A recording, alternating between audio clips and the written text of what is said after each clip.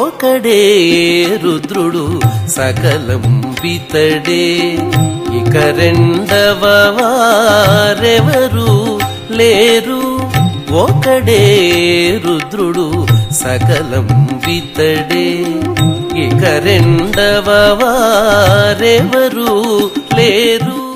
వాగర్థావివ సంపృక్తౌ వాగర్థ ప్రతిపత్తయే జగతః పితరౌ వందే పార్వతీ పరమేశ్వరౌ.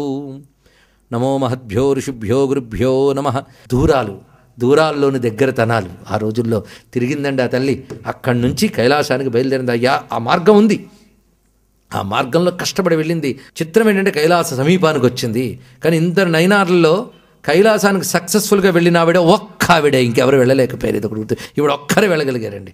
కైలాసానికి వెళ్ళిన నయనారు ఒక స్త్రీమూర్తి, మగమగ మహాధీరులు కూడా వెళ్ళలేకపోయారు. ఇక్కడ చూడండి, ఆవిడ వెళ్ళిందిట. అయితే కైలాస సమీపానికి వచ్చేటప్పటికల్లా ఆవిడ ఇంకా కాళ్ళతో కాకుండా చేతులతో నడిచిందిటండి. కైలాసం మీద కాలు వేయడమా ఆమె భావనది. చేతులతో నడిచిందిట కైలాసంకి, చేతులు వేసు. ఎంత కష్టపడి ఉంటుందో ఆ తల్లి ఊహించండి. ఆనందంగా వెళ్ళింది, కష్టపడలేదుట, ఇష్టపడి వెళ్ళింది ఆవిడ. ఆ చేతులు అలా పెట్టుకుంటే పరమేశ్వర ఆ శివనామం శివ గీతాలు ఆలపిస్తున్నది. ఆ వెళ్ళగానే పార్వతీ పరమేశ్వరులు కనబడ్డాట అక్కడ. ఆయన తన కోసం వచ్చి వదులుతాడండి. అక్కడ దాకా తెప్పించి పార్వతీదేవి అన్నదిట, ఎవరివిడ చూడ్డానికి చాలా వికృతంగా ఉంది, చేతులు అలా పెట్టుకొచ్చిందని ఆవిడకి తెలీదా? ఈయనేం చెప్తాడు, ఆ చెప్పింది ఆవిడ వినాలి, విని ఆనందించిపోవాలి, ఆయన చేత చెప్పించాలి. అదేంటి అందం అంటే. ఎవరివిడ ఇలా వచ్చేస్తుందంటే తెలీదా? నా అమ్మ అన్నాడండి శివుడు. చూడండి ఇక్కడ ఇంతవరకు పరమేశ్వరుడు నా అమ్మ అన్నది ఇవిడ ఒక్కటే. నా అమ్మ నన్ను లాలించి పెంచి పోషించింది తన గుండెలో, నా అమ్మ ఈవిడ అని చేయి పట్టుకున్నట్టండి. పరవశించిపోయింది ఆ తల్లి. చూసి ఆనందించి ఆయన పోయి కీర్తనలు పరుగుతూ తను తాను మర్చిపోయిందట. ఏం కావాలవ్వా, నువ్వు కనబడ్డాక ఇంకా ఏం కావాలంటానా? చాలు, ఇంకా మోసాను ఇంతవరకు దేహాన్ని, ఇంకా నీలో చేర్చుకోవయ్యా అంటే, నువ్వు ఎప్పుడు వస్తానంటే అప్పుడు తెచ్చేసుకుంటాను అనుకున్నావా? ఇంకా నువ్వు చేయాల్సినవి చాలా ఉంది, ఎందరిని తరింపజేయాలో నువ్వు అని. ఇక్కడి నుంచి తిన్నగా వటారణ్యం అని ఒక క్షేత్రం ఉంది, అక్కడికి వెళ్ళిపో తిన్నగా. అక్కడ నువ్వు నన్ను పాడుతూ హాయిగా గడుపు. అక్కడే నీకు నేను దర్శనమిస్తా, నీతో ఆడతా, నీతో పాడతా, నీకు కనిపిస్తా. ఇంకేం కావాలి? కైలాసానికి వచ్చి నాలో చేరడం కాదు, నువ్వెక్కడుంటే అక్కడ నేనుంటా. ఇంకేం కావాలి? నేనున్న చోటుకు నువ్వొచ్చో, నువ్వెక్కడుంటే అక్కడ నేనుంటా. ఇది నేను ఇచ్చినటువంటి అభయం అని చెప్పగానే ఆ తల్లి ఆనందపరవశరాలి. శివుడు కాళ్ళు గట్టిగా పట్టుకుందరండి, మాయమే పెట్టాను అక్కడ. ఇంక ఎక్కడికి వెళ్ళాలి, ఎలా వెళ్ళాలి, మళ్ళీ ఇంత దిగాల? అప్పుడు ఒక ఆయన వచ్చేట, నేను తీసుకెళ్తానవ్వా అని. ఎవడయ్యా అంటే క్షిప్రప్రసాద గణపతయే నమః, వినాయకర్.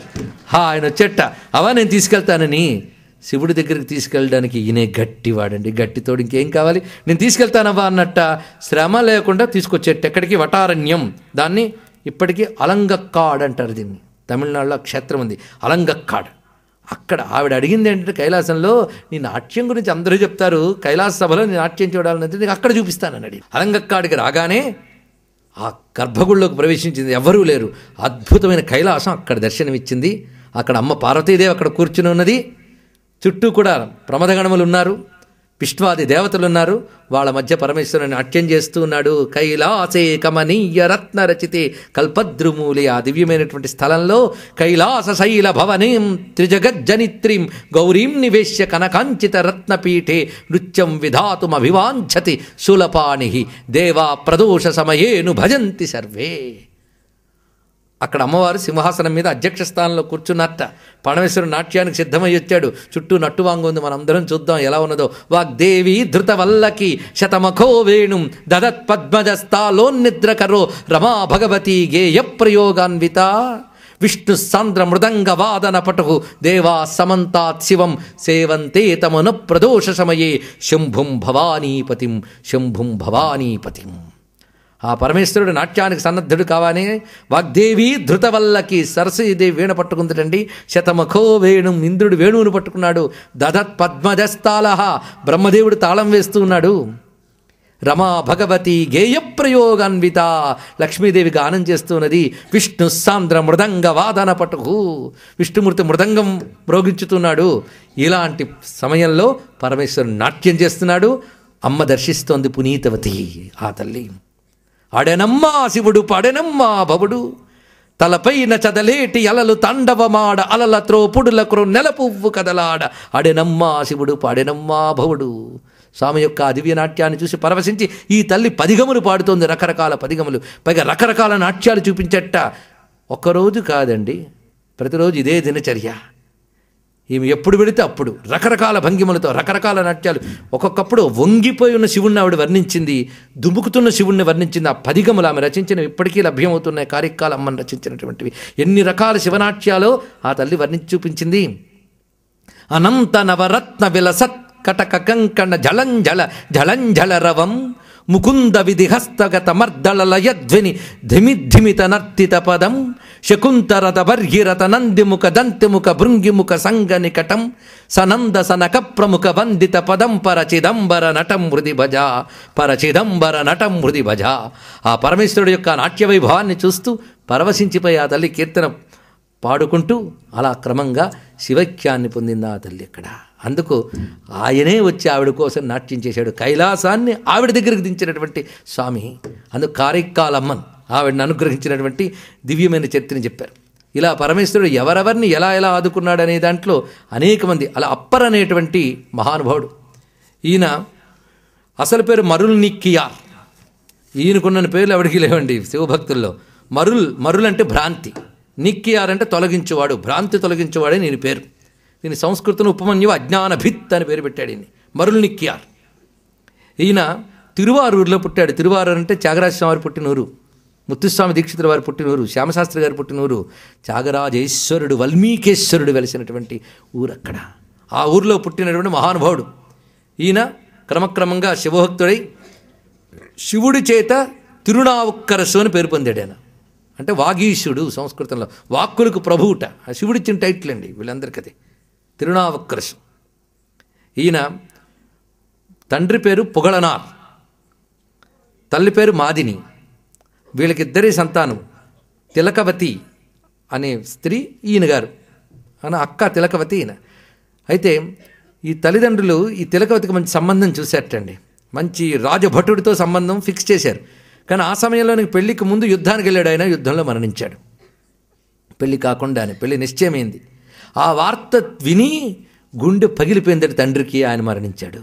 భర్త మరణ వార్త విని తట్టుకోలేక భార్య మరణించింది. అనుబంధాలు అలా ఉండేవి అక్కడ ఆ రోజుల్లో. ఇప్పుడు ఆ తిలకవతి అనుకున్న భర్త, కాబోయే భర్త మరణించాడు, మనసుతో అతడే భర్త అనుకున్నాక మరొకరిని నేను చేపట్టలేను, ఆమె సంస్కారం అటువంటిది. ఇటు తల్లిదండ్రులు మరణించానికి నేనుండేమిటి అనుకుంటే తమ్ముడు కనబడ్డాట. పాపం వీడు దిక్కులేని వాడైపోతాడు, వీడి కోసం ఉందామని ఆమె అక్కడి నుంచి శివకైంకర్యం చేసుకుంటూ శివజ్ఞానాన్ని తెలుసుకుంటూ శివకీర్తనలు పాడుకుంటూ పిల్లవాడికి శివభక్తి నేర్పుతూ ఇలా చక్కగా ఉండేది. పిల్లవాడు క్రమంగా పెద్దవాడయ్యాడు. అసలు గురువులు ఆశ్చర్యపోయి సిద్ధాంతాలు శిష్యులు తయారు చేస్తారండి. మా గురుగారు చెప్పారంటూ ఉంటారు శిష్యులు. గురుగారిని అడిగితే నేను ఎప్పుడు చెప్పాను రా బాబు అని ఆశ్చర్యపోతాడు. అలా చేయగలరా శిష్యులు గురువుల్ని? అందుకే బివేర్ ఆఫ్ శిష్యాస్, చాలా ప్రమాదం. వీడు ఒకటి చెప్తే వాడు ఒకటి చేస్తూ ఉంటాడు. అలాగే పాపం బుద్ధుడికి పట్టింది అటువంటి. బుద్ధుడు చెప్పింది అచ్చం ఉపనిషత్ ధర్మమే, కానీ ఆయన చెప్పినవన్నిటికీ మరికొన్ని తంత్రాలవన్నీ కలబోసి బౌద్ధం తయారైంది, అలాగే జైనం తయారైంది. చిన్నప్పటి నుంచి విన్న శివధర్మం ఇదంతా దెబ్బతింటోంది, దీన్ని దెబ్బతీయాలి అంటే ఇంటలెక్చువల్ వార్. వాళ్ళు చెప్పినది తప్పు, ఇది సత్యం అని రుజువు చేయాలి. కాబట్టి ఏం చేయాలి అనుకుని క్రమంగా ఆయన ఏం చేశారంటే, పైగా మరొక వైపు ఏదైతే వ్యాప్తి చెందిపోతూ ఉంటుంది దాని మీద మమకారం కలగడం కూడా సహజం, అంతే కదండి. మనకే అనిపిస్తుంటుంది. వాడు వచ్చి అంటాడు మీకు ఎంతమంది దేవుళ్ళు, మాకైతే ఒక్కడే, మీరు రోజు పూజలు చేయాలి, మీ వారానికి ఒకసారి చేయాలని. ఇదేదో బాగుంది అనిపిస్తుంది మనకి. అదే ఎందుకంటే బద్ధకం ఎవడు నేర్పుతాడో అది గొప్ప బోధ. కష్టపడమంటే ఒప్పుకో, అంతే కదా. నువ్వేం పరీక్షలు లేక మార్కులు వేస్తానని టీచర్ చాలా నచ్చుతాడు మనకి, వాడు నచ్చుతాడు. కానీ రోజు కష్టపడి చదువురా బాబు, చదువుకుంటేనే పైకి వస్తావు అనే టీచర్ అంటే యావగింపు. మనకున్న టీచర్లలో అదే మన హైందవ ధర్మం అయ్యే. సరే మొత్తానికి ఎందుకంటే దేవతా దేవుడు ఉంటే కష్టపడాలి, కానీ దేవుడు లాంటివాడు, దేవత లాంటివాడు ఉన్న మతంలో కష్టం ఎందుకు, నిష్ఠ ఎందుకు? అందుకే మనకైతే పెద్ద నియమాలు నిష్ఠలు అంటే ఇక దేవతలు ఉన్నారు కనుక నియమం నిష్ఠ, అక్కడ ఎవరు లేరు కనుక దేవత అనుకునే భావం ఉంది కనుక వచ్చింది అది బాధ. ఆలోచించాడు, మీకే తెలుస్తుంది. అలాంటి తయారయ్యి అక్కడ ఆ సమయంలో ఈ మహానుభావుడు ఏంటంటే వాటి మీద కొంచెం ఆకర్షితులై వాళ్ళ స్కూల్లో చేరిపోయాం. నెమ్మదిగా జీనియస్ కదా, వాళ్ళ తెలివితేటలను నేర్చుకుని ఇంక పేరు పెట్టారు ధర్మసేనుడు అని. వాళ్ళు టైటిల్ ఇచ్చి గురువుని చేశారు. వాళ్ళకి పాఠాలు చెప్పాడంత మేధావి అయిపోయాడు ఇతను. ఇక్కడ పాపం ఈవిడ ఆలయాల్లో కూర్చుని ఏ తమ్ముడి కోసం తను శరీరాన్ని మిగుల్చుకుందో ఆ తమ్ముడు అయ్యో పరధర్మంలోకి చేరిపోయాడే, స్వధర్మాన్ని విడిచిపెట్టాడే అని బాధపడుతుండేది. ఎవరితో చెప్పుకుంటుంది బాధ? శివుడితో చెప్పుకునేది. అప్పుడు తమ్ముడికి కడుపు నొప్పి వచ్చి బాధపడుతున్నాడు. మందులు ఇచ్చారు, మంత్రాలు వేశారు, అన్నీ చేశారు, పంచాలే. అప్పుడు అనుకున్నాడు, చిన్నప్పుడు నాకు కడుపు నొప్పి వస్తుందంటే మా అక్క విభూతి తీసుకుని మంత్రించి నోట్లో వేసే తగ్గిపోయేది. ఇప్పుడు అక్క దగ్గరికి వెళ్తే బాగుండు అని మా అక్కని పిలుస్తారా అన్నట్టు. సరే వీళ్ళు కబురు పెట్టేట, మీ తమ్ముడికి పలానా కడుపు నొప్పి వచ్చి బాధపడుతున్నాడు రా అని. ఆవిడ అందుట ఆ పరమతస్తులు ఉన్న చోటని అడుగుపెట్టను, వాడిని కావాలంటే ఇక్కడ రమ్మని అందుటండి. ఏం తల్లండి, అలాంటి తల్లులు ఉంటే బాగుపడతారు అందరూ కూడా. వాడిని ఇక్కడ రమ్మని అందుట. ఏం చేస్తాడు? వీళ్ళు వెళ్ళనివ్వలేదు. వెళ్తే మళ్ళీ తప్పిపోతాడు, చేయి దాటిపోతాడు. వీడు ఒక రాత్రిపూట అక్కడ వేసుకున్న వేషపు దుస్తులు మార్చేసి మామూలు వస్త్రాలు కట్టుకుని ఎలాగాలో తప్పించుకుని వచ్చేటండి ఇక్కడికి. రాగానే అక్క కడుపు నొప్పి పెడుతుంది అక్క. అవునా, అయితే స్నానం చేసిరా ముందు, ఇన్నాళ్ళు అక్కడ చెడ్డ తిరుగులు తిరిగో మాలిన్యం పోవడానికి స్నానం చేసిరా అన్నది. స్నానం చేసి వచ్చి బొట్టు పెట్టి వీళ్ళు ఏడు అక్కడ అన్నది. ఎవరి దగ్గర? ఆ పరమేశ్వరుడి దగ్గరికి వెళ్ళి ఏడు అన్నది. అని తిన్నగా పరమేశ్వరుడి దగ్గరికి వెళ్ళి అంటున్నాడు, కుట్రాయన వారు విలక్య హళీర్ అని ప్రారంభించేటండి. అద్భుతమైన కీర్తన ఆయన నుంచి వచ్చింది. ఏమనంటే, స్వామి తట్టుకోలేని కడుపు నొప్పి తగ్గించవయ్యా. దాని పల్లవి ఇదండి, తీవ్రమైన ఈ వ్యాధిని తగ్గించవయ్యా. ఇది ఉంది ఇప్పటికీ కీర్తన. అంటే ఇది జరిగిన కథ, ఇంకేం కావాలి? తగ్గించవయ్యా అని ఏడ్చి ఆ పరమాత్మ వైపు కీర్తించబడి. పైగా శివధర్మం గొప్పది ఎలాగో రుజువు చేయడం కోసం నేను అక్కడికి వెళ్ళాను, దౌర్భాగ్యం కొద్ది అతుక్కుపోయాను, కానీ నువ్వే పంపేవు కదా, కనుక నువ్వే తగ్గించు. మళ్ళీ ఆయన మీదే నింద.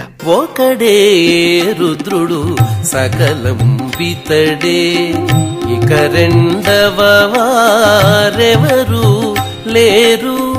ఒకడే రుద్రుడు సకలం పితడే, ఇక రెండవ వారెవరు లేరు.